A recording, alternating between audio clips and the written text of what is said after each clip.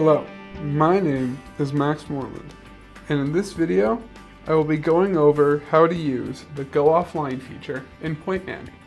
Going offline allows users to capture data in locations that may have a weak connection to the internet or no internet at all.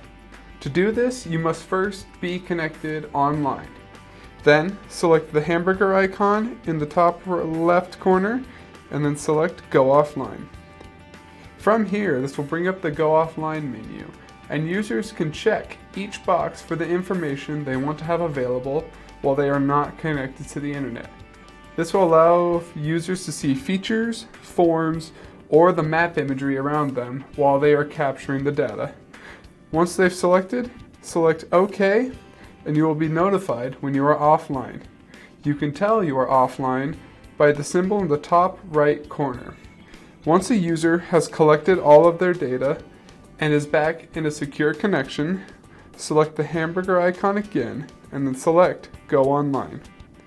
Now the system will go back online and immediately upload all captured data into the system. Thank you and have a great day. To learn more about PointMan, visit pointman.com. And don't worry, dig happy.